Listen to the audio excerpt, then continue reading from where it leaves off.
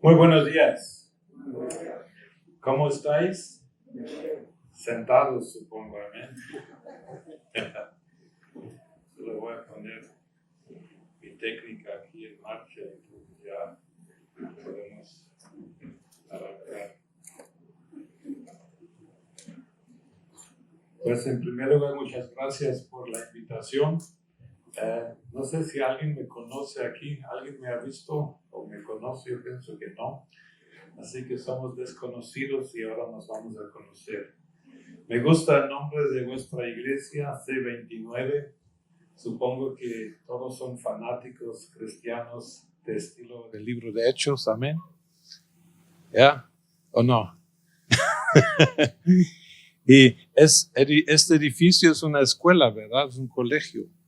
Me gusta eso porque la iglesia que yo fundé en Alemania hace 21 años también la iniciamos en unas aulas de una escuela pública. Y por eso ya me siento en casa con vosotros. Amén. El lunes en la noche yo terminaba de predicar en Rubí, en la iglesia Betel, cuando me llegó el mensaje de Edmundo. Edmundo sí lo conoce. Sí, somos amigos. Y Edmundo me escribió que la iglesia C29 quiere saber de qué vas a predicar el domingo. Bueno, a mí me tocaba todavía predicar 2 veces más en Madrid, una y el jueves en Sabadell, y sinceramente no sabía qué predicar el domingo en la noche aquí. Amén. Pero el martes en la mañana me fui en el tren, en este tren que vuela, me fui a Madrid y dije, Señor, bueno, si a la fuerza quieren saber de lo que voy a predicar ya, porque normalmente lo decido el domingo en la mañana. Es que yo predico mucho. Entonces en el tren Dios me habló, me dio un tema y lo acepté y empecé a trabajarlo ya en el tren. Y realmente os felicito porque el tema me gusta tanto que voy a escribir un libro sobre este tema. Entonces, vosotros sois mis primeras víctimas. No,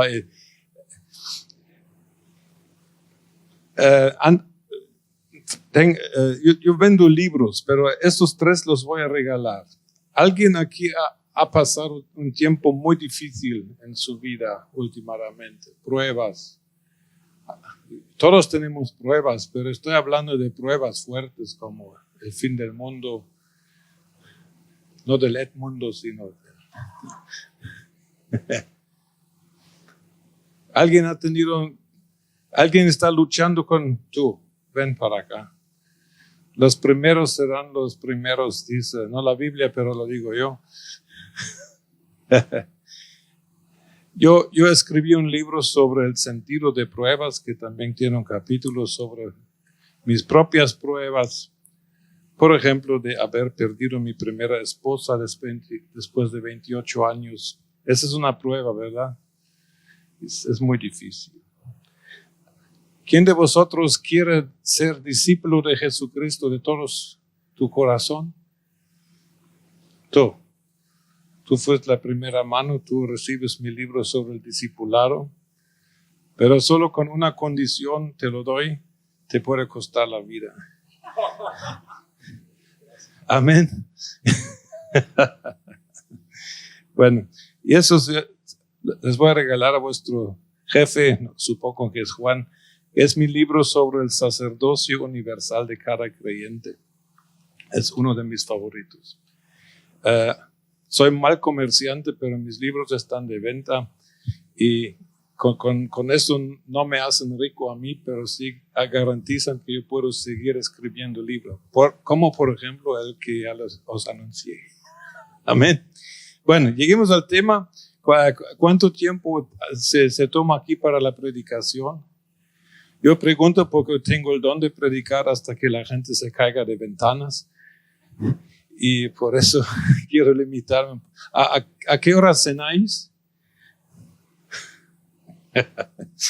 Mi tema de hoy ya fue anunciado, la fe relevante, y claro, el texto clásico y principal sobre lo que es la fe, es la definición del libro de Hebreos 11:1, donde leemos: es pues la fe la certeza de lo que se espera, la convicción de lo que no se ve.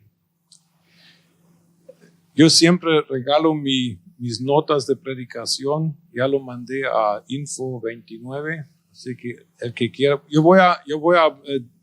a mí no me gusta hablar sin decir nada, así que cuando hablo digo mucho y a veces más de la cuenta, y por eso lo apunto, y si alguien lo quiere estudiar después lo puede hacer.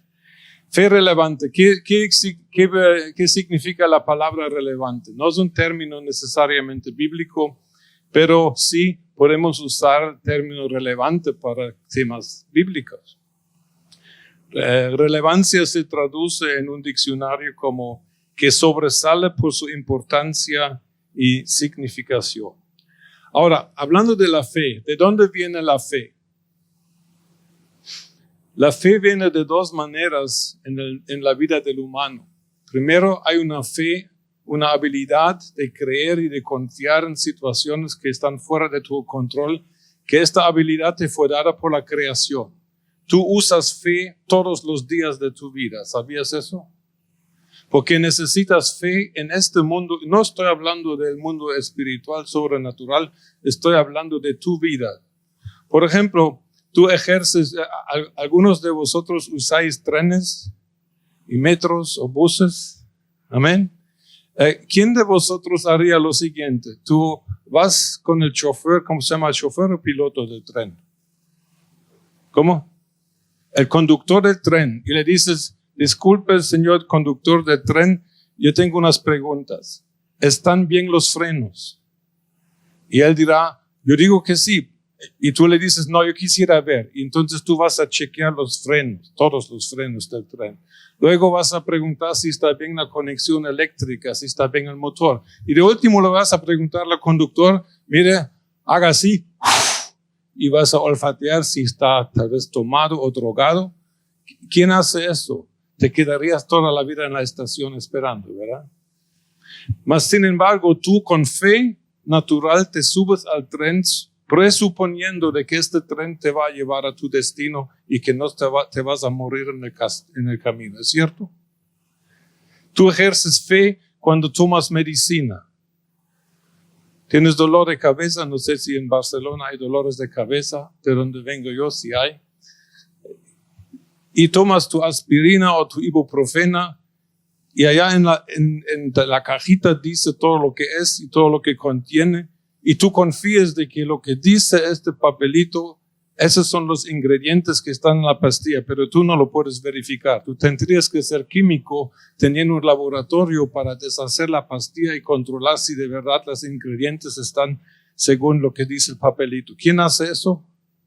Nadie, porque tú tienes fe de que esta pastilla te va a quitar el dolor de cabeza, ¿no es cierto? Amén. ¿Están conmigo? Entonces la fe es algo que viene de Dios, que está puesto en el ser humano para que tú puedas vivir. Yo vine solito con un coche que alquilé hoy. Vine de Barberá y me vine al centro de Barcelona porque tengo fe de que voy a llegar. Por poco fracasé por todos los bloqueos que estaban ahí en la calle, pero aquí estoy. Estoy vivo todavía. Amén. Ahora, a diferencia al mundo animal, no el mundo alemán, sino animal, el hombre tiene otra capacidad de fe que va más allá de lo que es la vida natural, sino que el hombre tiene la capacidad de creer en realidades trascendentes. O sea que el hombre es capaz de imaginarse de que haya una vida sobrenatural fuera de lo que él puede percibir por sus capacidades naturales. Por eso en la vida humana encontramos religiones, encontramos conceptos de vida más allá, encontramos conceptos de deidad, encontramos conceptos de espiritualidad. ¿Y por qué es así? Porque muy profundo dentro del corazón humano hay unas preguntas que exigen ser contestadas. Primero, ¿de dónde vengo? Segundo, ¿por qué y para qué estoy en este planeta? Y tercero, ¿a dónde voy después de entregar el tenis? ¿O qué se entrega aquí? Morir quiere decir eso. Yo predico en diferentes países, por eso a veces no sé qué idiomas se usan. Yo era ateo cuando yo tenía 18 años, aunque había nacido en una iglesia católica romana. Por la educación alemana a los 18 años era ateo bien convencido. Y realmente el ateísmo es una excepción en el mundo, porque la cantidad de ateos que hay en este planeta es muy reducida. Es un 4% del mundo. El resto del mundo encontramos religiones, las grandes conocidas y las que no conocemos. Solo si os imaginaos este dato, ¿cuántas iglesias consideráis que existen? De iglesias estoy hablando de denominaciones de iglesias como pentecostales, bautistas, menonitas, católicos, etc. ¿Cuántos consideráis que existen ahora en el mundo? Son 44,000. ¿Sí? Y no estoy hablando de iglesias individuales, sino de denominaciones de iglesias. O sea que el mundo, el ser humano busca respuestas para su vida. Yo, por ejemplo, la pregunta de por qué y para qué vivía era la que me impulsó a buscar la verdad. Como según yo no la iba a encontrar en la religión en la cual nací, y tampoco la encontré en las filosofías que se me presentaban en el mundo alemán. Ni mi educación ni mi familia me podía dar respuestas. Entonces yo, en mi desesperación, empecé a viajar, y yo tengo hoy 63 años, pero a la edad de 18 años había visitado 18 países del mundo, buscando la verdad en otro lugar. Encontré la verdad en Jesucristo, encontré a Dios, porque Dios me habló a mí, ateo, estando sentado en una playa de San Francisco, California, no buscando a Dios, no pensando en Dios. De repente oí una voz atrás de mí que me dijo audiblemente: Hans, tú no estás solo, estoy contigo. Yo di vuelta y allá cambió mi vida. De este día me convertí de ateo a teísta. Por lo menos sabía que Dios existía. Pero esa es la cosa. ¿Sabes tú por qué y para qué vives? Para mí era una pregunta muy, muy importante. La encontré, por supuesto, en Jesús y con todo lo que pasó después en mi vida. Amén. En el capítulo 11 de Hebreos ya leímos que la fe, cuando ya hablamos del mundo trascendente, de la fe cristiana, la fe relevante, es una fe que hace. Es una fe que realmente conecta la realidad natural con la realidad sobrenatural de Dios el Padre, el Hijo y el Espíritu Santo. La fe relevante es la fe que conecta tu vida natural con lo que Jesucristo ha hecho cuando tú naciste de nuevo. Yo escribí mi primer librito sobre el potencial del nuevo nacimiento, porque la mayoría de cristianos que conozco no están conscientes del potencial que Dios ha depositado en sus espíritus cuando nacieron de nuevo.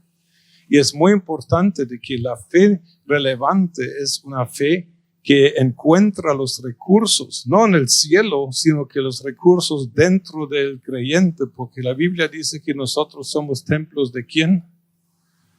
Del Espíritu Santo. Somos templos de Dios, 1 Corintios 3:16, por ejemplo. Quiere decir de que todos los recursos sobrenaturales que tú vas a necesitar para llevar a cabo tu destino en este planeta Tierra ya están dentro de ti. ¿Cuántos se alegran? Esa es una buena noticia, porque yo por todo el mundo donde voy encuentro a cristianos orando así: Señor, dame más. El Padre en el cielo dice: ¿qué más quieres? Tienes mi naturaleza, tienes la justicia de mi Hijo, tienes mi Espíritu Santo con sus dones, con su fruto. ¿Qué más quieres? ¿Quieres más emoción? Bueno, vete al estadio de Bernabéu o el otro, no sé qué, donde juegan fútbol, ahí hay mucha emoción. Según la Biblia, tú estás completo en cuanto a lo que Dios ha hecho por ti en la cruz. Amén. Ahora, si tienes fe relevante, tú eres capaz de conectarte con lo que Dios ha hecho en tu vida y lo vas a llevar desde el fondo de tu nuevo ser a la realidad de tu vida diaria. Eso es fe relevante. Amén. Por ejemplo. Amén, hermanos.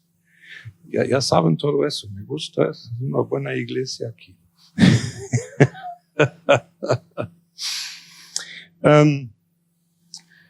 Cuando solo voy a introducir el pensamiento de fe relevante y luego, después de esta breve introducción, voy a empezar con lo que quiero decir. Amén.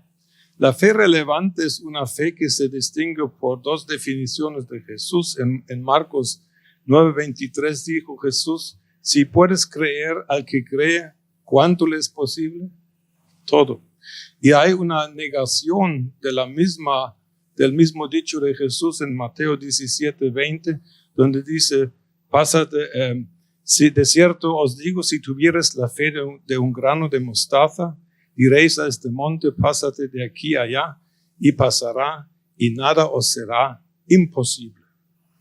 O sea que por un lado todo es posible y nada es imposible. Yo concluyo por Mateo 17 que Holanda es el país más espiritual del mundo. Ya no hay ningún monte en toda Holanda. Mi yerno es de Holanda, por eso lo sé.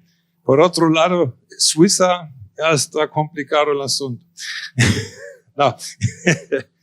He preguntado, pero dijeron que no es por la fe, que ya no tienen montes en Holanda. La fe relevante, entonces, si lo aceptamos en lo que dice la palabra de Dios, la fe relevante debe tener un potencial grandísimo. Amén. La fe relevante tiene el poder mismo de Dios, porque incluso Jesús usaba fe para hacer lo que hacía. Amén. Por eso es bueno saber si yo o si tú o si nosotros tenemos fe relevante funcionando en nuestra vida. ¿Estáis listos? ¿Qué puede impedir este hecho de que haya fe relevante en mi vida? Pues hay formas de fe que no convienen, hay formas de fe que son falsificaciones de lo que es el original. Es completamente claro de que Satanás, desde que existe y principalmente desde que existe la iglesia, Satanás está tratando de falsificar el original de Dios. Vivimos en un tiempo de fake news, ¿verdad? Eso no es nada nuevo. Satanás se lo inventó desde hace miles de años. Amén.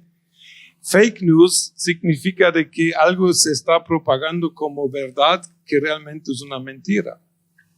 Satanás sabe cuál es el potencial de tu fe y por eso Satanás ataca tu fe y la trata de llevar a caminos falsificados.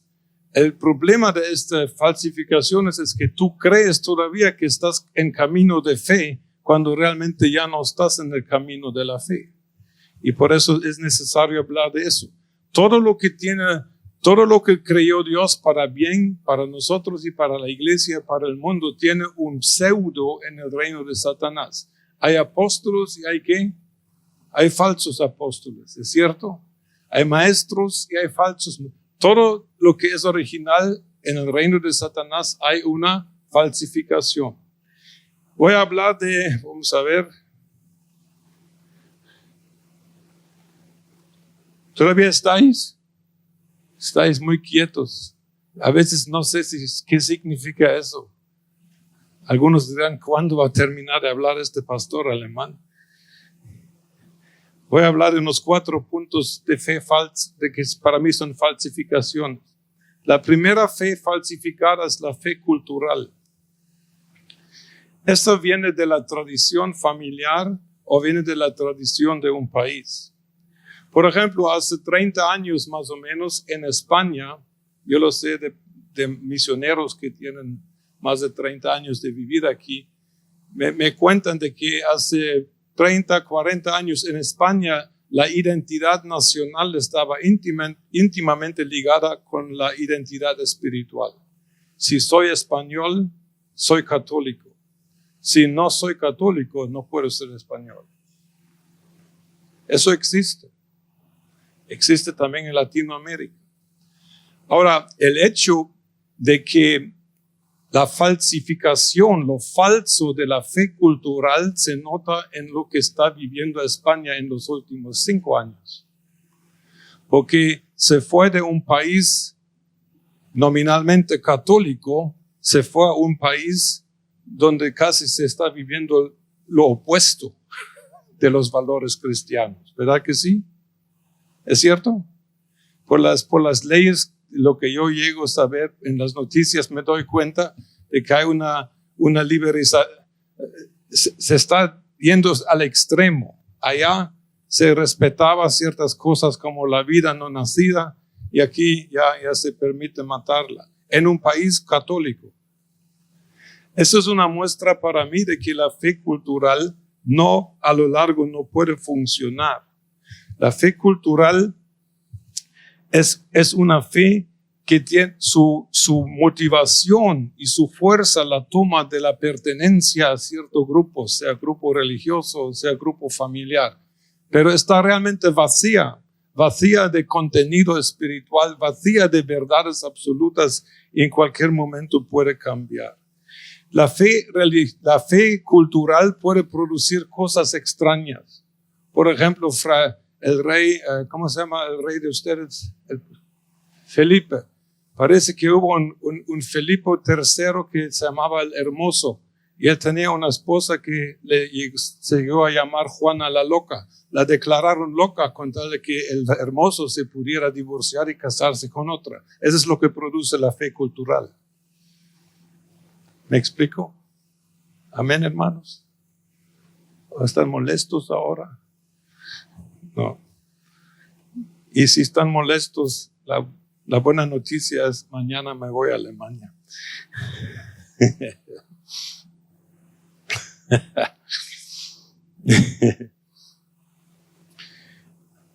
Una vez me di cuenta de lo fatal.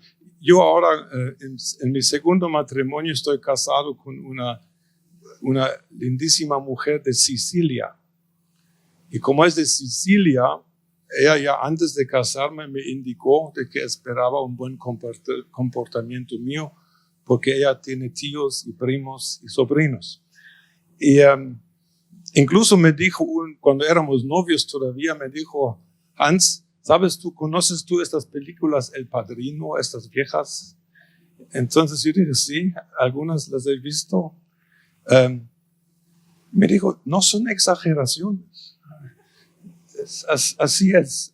Así que los últimos 12 años y medio de mi vida han sido los más santos. A veces se necesita un tipo de motivación diferente. Amén. No, dejando de bromear. Se sabe de que los miembros de la mafia italiana, estos miembros, ¿qué religión tienen ellos? Son profundamente católicos. Hay una película de El Padrino donde se está bautizando el nieto o el hijo del jefe de la familia Corleone, y mientras están en la iglesia bautizando al niño, los asesinos de esta familia están asesinando 5 jefes de familias. Y para mí esta escena me marcó porque decía que allá están pretendiendo vivir una espiritualidad, una religiosidad, y al mismo tiempo están matando a otras personas. Esa es fe cultural. Ese es un extremo, ¿me explico? Amén. Pero eso es lo que la fe cultural no es la fe relevante y no es la fe bíblica. La fe religiosa es la segunda que tengo, y tengo que decir de que yo personalmente, no sé si es correcto o no, pero como yo estoy de acuerdo conmigo, no es problema. La fe religiosa, yo uso el término religioso en el sentido negativo, porque para mí la religión y también la cristiana, lo malo de la religión es el intento malvado, maligno de tratar de llegar a Dios y reconciliarse con Dios con medios y esfuerzos humanos. Toda religión es así. Toda religión de este planeta empieza con el hombre, el reconocimiento de sus deficiencias o pecados o culpas, etc. Y de este punto el hombre desarrolla sistemas religiosos para hacer pasos para llegar a Dios. Los budistas tienen los 8 pasos al alumbramiento, los hindúes tienen 3 millones de pasos de reencarnación, los musulmanes tienen las obras buenas para llegar al cielo, diferentes tipos de obras buenas. Toda religión es así, pero también la cristiana puede degenerar a este tipo de que tú vives como si tuvieras que ganar el favor y el amor de Dios. El cristianismo es lo opuesto a religión. Esa es buena noticia, aunque no lo creáis. Porque el cristianismo, ¿cuál es el mensaje del cristianismo? ¿Cuál es el mensaje del evangelio? Dios tomó la iniciativa de salvar. En la religión, el hombre toma la iniciativa de querer salvarse. Y por eso el cristianismo no tiene nada que ver con religiosidad. La fe religiosa siempre es una fe que trata de autosalvarse. Y por eso es tan maligna, por eso es satánica, porque el intento de que el hombre pueda salvarse a sí mismo, la Biblia dice que es imposible, ¿no es cierto? No es por obras, sino por gracia, por medio de la fe. Es imposible de que el ser humano pueda salvarse, pueda quitarse su culpa, y especialmente es imposible que el ser humano pueda hacer algo en su propia fuerza que le dé un nuevo nacimiento. Porque esa es una obra sobrenatural de Dios que Dios obró por su Espíritu y por su palabra, por creer en Cristo, y no hay igual en todo el planeta. No se dejen engañar por nadie que parezca ser intelectual y académico. La religión no es cristiana. Yo digo amén, como nadie me quiere decir amén. Se llama autoamenes. Yo me invento palabras a veces. A mí no me extraña de que Jesucristo dedica un capítulo entero a la fe religiosa en Mateo 23. 8 veces. Ay de vosotros, fariseos y escribas hipócritas. Y viene una lista de cosas. Ellos tenían fe, pero su fe era religiosa. Su fe era en sí mismos. Y Jesús les dice cosas amables como generación de víboras. Sí. Amén. Espero que no haya ninguna víbora aquí hoy, porque a mí no me gustan las culebras. Tercera forma, que es una forma falsificada, es muy sutil, es la fe personal. Son personas que dicen, yo creo en Jesús, yo amo a Jesús, pero no quieren dar a conocer su fe al mundo. Quieren vivir debajo del radar de la percepción del mundo que le rodea. Creen privadamente en Jesús, pero no quieren que se sepan que creen en Jesús. El problema es el siguiente. Jesús no murió públicamente por ti para que tú vivieras tu fe a escondidas. Gracias, hermano. Sí, no me siento. ¿Me explico? Por un lado, tú tienes una fe personal, individual que te salva. Pero si esto te lleva a concluir de que esta fe es tuya y que no tienes que hacer nada con ella, y particularmente que no tienes que publicar el hecho que tienes fe en Jesús, estás errado. Amén. ¿Quién en el mundo no daría la noticia de salvación, de muerte, a alguien que está en peligro? ¿Me explico? Si tú sabes que alguien está haciendo que le puede costar la vida, ¿vas a intervenir? ¿Sí o no? Por supuesto. Pero la fe personal es delicada. El problema es que la fe personal, Jesús dice cosas como, bueno, el que me confiesa a mí delante de mi Padre, yo lo confesaré, y el que me niegue a mí ante los hombres, yo también lo negaré delante de mi Padre. Amén. Así que si quieres seguir con este tipo de fe, no te lo recomiendo. No lo hagas. La última, ¿cuántos se alegran? Es el último punto. Antes del penúltimo, por supuesto. No. La fe copiada. Pues la fe copiada se da en la fe cultural, es fe heredada. Algunos creen de que solo porque soy evangélico y he aceptado a Cristo, que mis hijos automáticamente van a heredar mi fe. ¿Quién sabe que no funciona eso? No funciona. La fe es un asunto de encuentro personal con Dios. Ahora, se puede dar buen ejemplo, amén. Porque en 2 Timoteo 3, 14 al 15 dice que Pablo anima a Timoteo diciendo: persiste en lo que aprendiste de tu abuela y de tu madre que ya creían en Jesús. Pero de recibir un buen ejemplo todavía no garantiza de que el niño tenga fe personal, ¿verdad?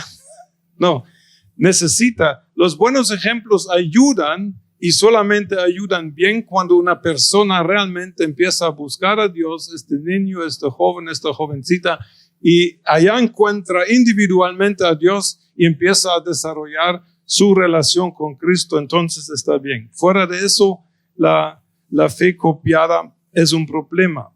La fe copiada son personas que realmente nunca desarrollan una relación personal con Jesús. Viven de los testimonios de otros. Leen todos los libros y todas las biografías. No es nada malo, pero nunca llegan a tener sus propias historias.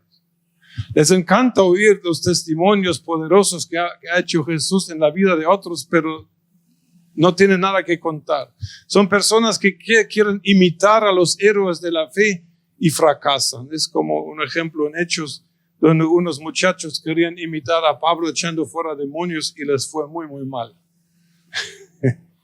Esos son hermanos que van de conferencia en conferencia, estando cerca de los grandes siervos de Dios con el fin de agarrar un poquito de su unción, en lugar de encontrar a Jesús solitos en su cuarto y tener una fe propia y tener una vida con Jesús propia. Pablo prometió de que para cada uno es creyente hay obras preparadas de antemano. Efesios 2:10, ¿es cierto? Hechos capítulo 29. Hay para ti. Pero si tú tratas de hacer las obras de otro, no vas a encontrar las tuyas. Y sabes una cosa, yo no puedo ni debo hacer tus obras. Amén. Tú necesitas preguntar a Jesús: ¿cómo te puedo yo servir? ¿Cómo te puedo yo ayudar para que tu reino siga creciendo? Amén.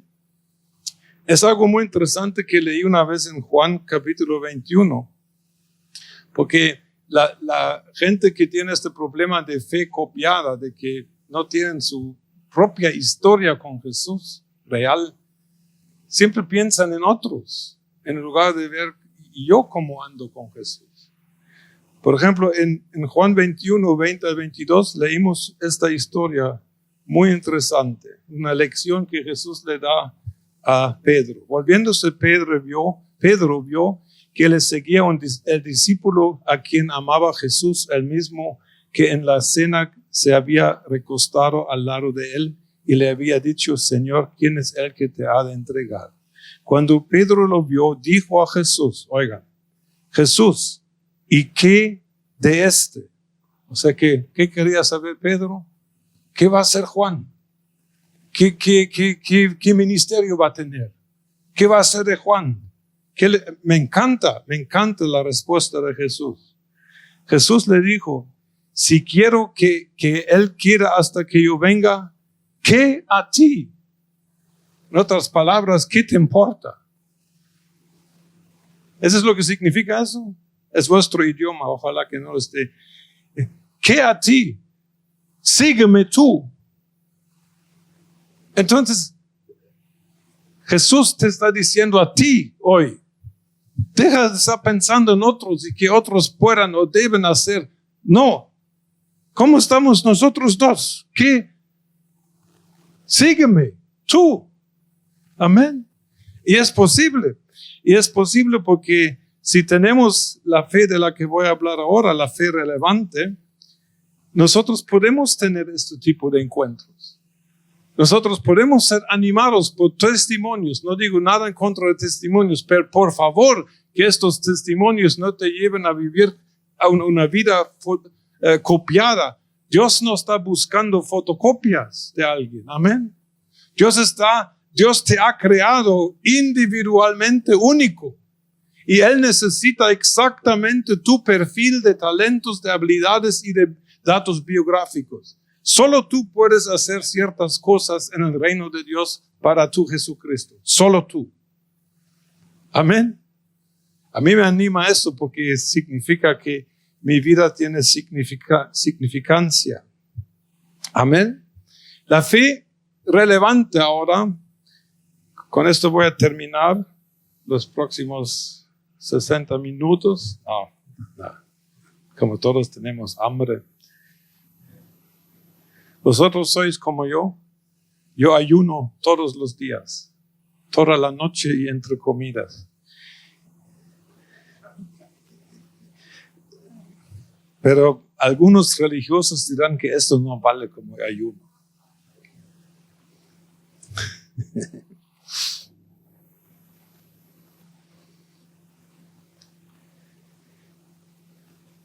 La fe relevante, ¿cuál es? La fe relevante es aquella fe que se basa en una relación viva con Dios, oye de Dios, sabe escuchar la voz de Dios y sabe obedecer la voz de Dios sin condiciones. La fe relevante es una fe que define las cosas como Dios las define. Uno de nuestros problemas, a mí me pasó, por eso puedo hablar de eso, es de que nosotros tenemos una definición distinta de ciertas cosas como Dios las define. Y voy a usar 2 ejemplitos. Por ejemplo, la palabra bueno. ¿Cómo la defines tú? Y la palabra victoria. Hay iglesias donde he estado que solo hablan de victoria. Tenemos victoria en Cristo y victoria en Cristo. Pero cuando hablan de victoria, siempre se refieren a hechos que a fin de cuentas les benefician a ellos. ¿Me explico? Bueno, cuando se murió mi primera esposa en 2008, fue muy difícil para mí. Me quedé viuda a los 50 años. Y entonces pasé 4 meses en que no podía cantar canciones donde se mencionaba la palabra Dios es bueno. Hay canciones que hablan de la bondad de Dios, ¿verdad? Y por favor, hay que cantarlas. Pero yo trataba de cantar Dios eres y se me quedaba trabado aquí. Porque era un conflicto entre mente y corazón. Yo sabía que, por supuesto, Dios es bueno porque Dios tiene que ser bueno. Pero ahora, con este dolor de haber perdido a mi esposa, no sé si me explico bien, pero como no podría unir mi conocimiento teórico con lo que estaba viviendo. Amén. Pero lo que sí siempre he tenido es que yo siempre sigo hablando con Dios. A veces en lugares raros como trenes. Y poco a poco Dios empezó a hablarme. Y esa es la cosa. Si tú tratas de resolver el problema, es el problema teológico, se llama el problema de teodicea. La pregunta es, ¿por qué Dios, que es el Dios todopoderoso, no interviene en tu problema? Porque Dios también es Dios bueno, ¿verdad? Si Dios es bueno y amor, y si Dios al mismo tiempo es todopoderoso y que puede hacer todo, y está todo en su poder hacerlo, ¿por qué no sana el cáncer de mi esposa? ¿Me explico? Si tú tratas de resolver este problema a nivel de argumentos, a nivel de teología, de discusiones, de comparar versículos, te vas a quedar insatisfecho. Porque hay opiniones de este lado y hay opiniones del otro lado, no te ayudan porque tú estás con un dolor profundo en este momento, ¿me explico? Lo único que a mí me salvó fue un encuentro con Dios, donde Dios me habló algo bien sencillo al corazón, y esta sencillez, este hablar de Dios, resolvió mi problema, y a partir de este día yo podía cantar de todo corazón, Dios es bueno. Yo hoy puedo decir que la muerte de mi primera esposa fue también un acto de la bondad de Dios.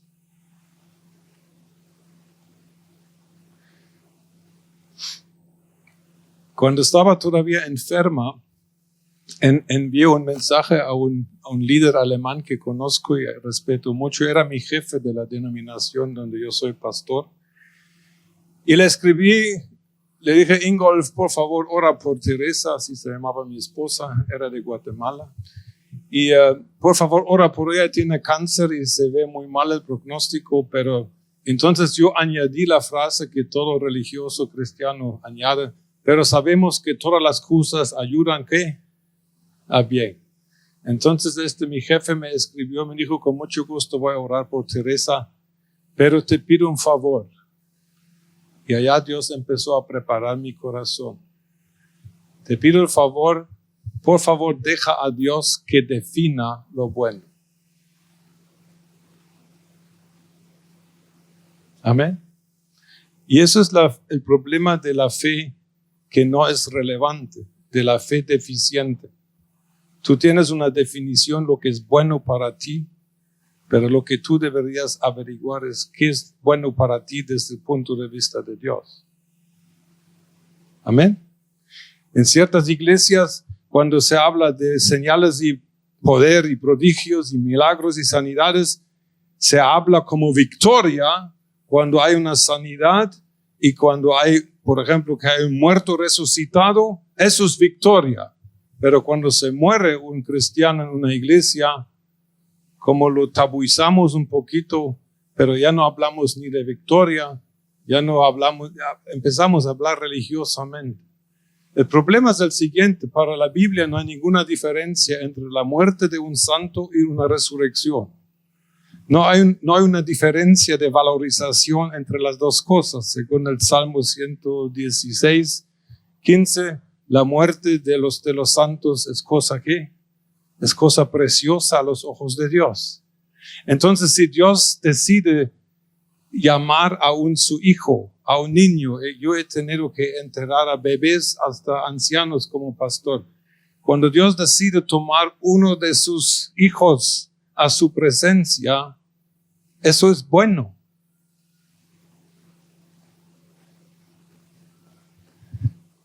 Voy a tomar agua, así tenéis tiempo para digerirlo.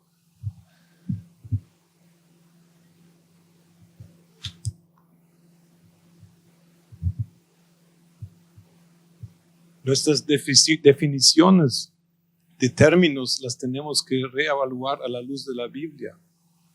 Amén.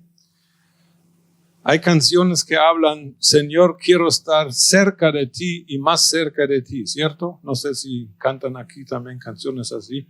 Y es un buen deseo. ¿Quiénes están los más cercanos a Jesucristo en el cielo? Están debajo del trono. Todos los mártires. Leed la Biblia.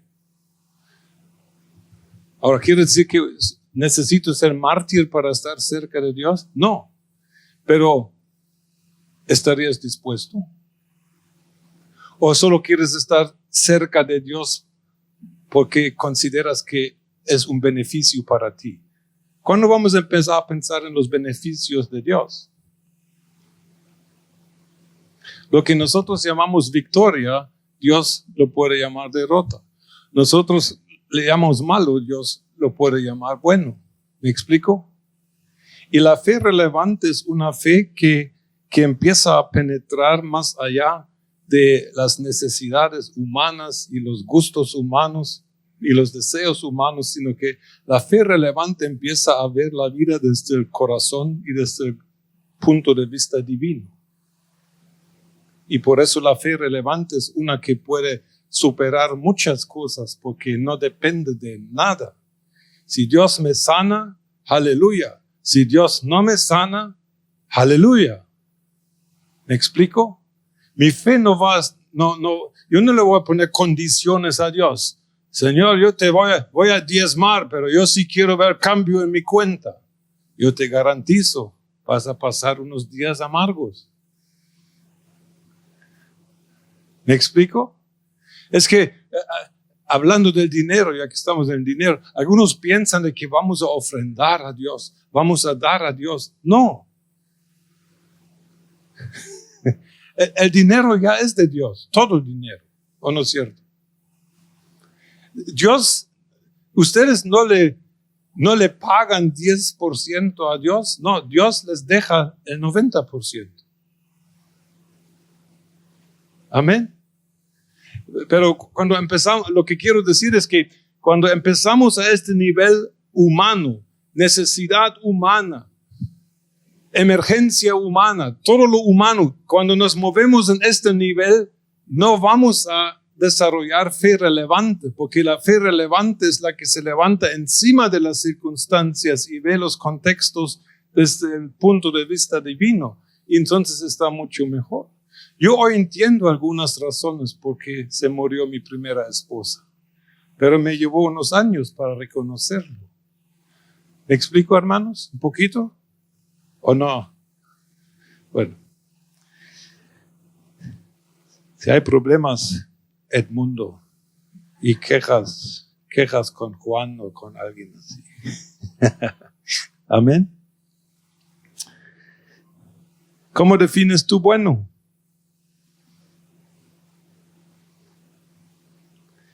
Dios está, cuando tenemos fe relevante, vamos a ver mucho más la soberanía de Dios en medio de nuestras circunstancias. Es muy interesante. Yo, cuando venía aquí, quería traer una maleta con mis libros para vender, pero no fui capaz en la computadora a meter la segunda maleta. Entonces, en el aeropuerto me dijeron, puede llevarla, pero le cuesta 80 euros. Yo ya 2 semanas estuve tratando de llamar a la aerolínea contactándoles por correo, por teléfono, por nada. Y estaba bien enfadado yo. ¿Por qué será que ni me contesta? Porque hubiera ahorrado unos 20 euros en la maleta. Llego al aeropuerto, alguien me dice, bueno, allá mete su código QR, meta su maleta. Y yo dije, ¿y qué con la segunda? Bueno, métalo otra vez, lo metí otra vez. Después fui al mostrador para pagar la maleta y la señora me dijo, ¿metió 2 maletas? Sí. Sí, dije yo, ¿cuánto me cuesta? Pues no sé qué pasó, pero el sistema aceptó las 2. No me debe nada. Me explico. Yo 2 semanas enojado con Lufthansa porque no tenía la fe relevante en este tiempo, sabiendo, si no me contestan es ¿por qué? Porque Dios tiene algo mejor para mí. Dios no quería que me ahorrara 20 euros, sino 80. Amén, hermanos.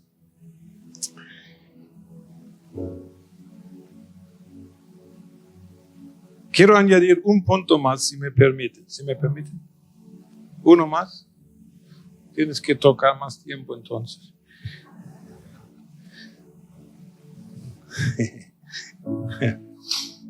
Es que tengo que seleccionar, es que me preparé demasiado.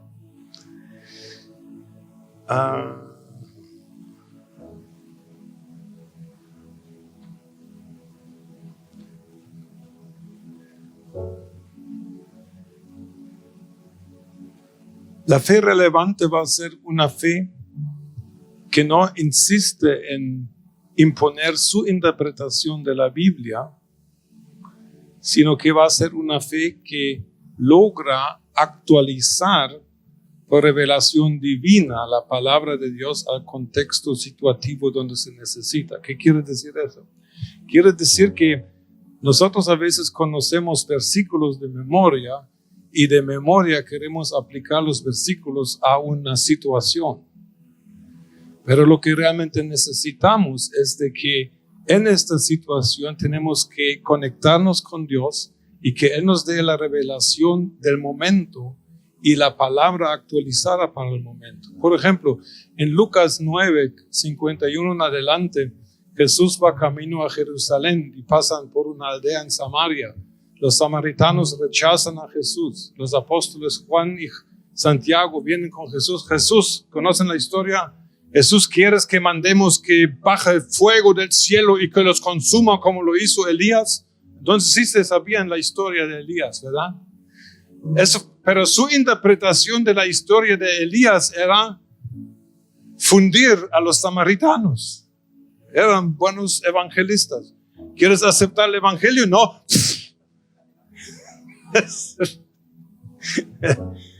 ¿Qué les dice Jesús? Jesús les dice, no sabéis de qué espíritu sois. Yo no he venido a destruir, sino a salvar. ¿Me explico? Entonces a veces tú tienes tu interpretación de la Biblia, pero puede estar errónea o puede ser de que no se aplica a esta situación como Dios la quiera aplicar. Y por eso es importante que la fe relevante es capaz de realmente encontrar lo que Dios habla en el momento y en la situación dada. Amén. Me quedo aquí y os mando el libro cuando esté listo. Amén. Padre, yo te doy gracias por esta iglesia C29. Padre, y te doy gracias de que ellos en su corazón tienen aquello de avanzar tu reino aquí en la tierra, en esta ciudad de Barcelona. Y Padre, yo te pido que tú les des el espíritu de revelación y sabiduría en el conocimiento tuyo, para que los ojos de sus corazones sean abiertos y que puedan ver cuál es la riqueza de la gloria tuya dentro de sus vidas y cuál es el poder que tú les has dado para realmente acompañar la fe que tienen. Te pido que tú por tu espíritu selles ahora en el corazón de cada quien el punto que tú quieres desarrollar y que de hoy en adelante haya fruto y que haya un aumento de fe relevante en esta casa en el nombre de Jesús. Amén. Muchas gracias por vuestra atención.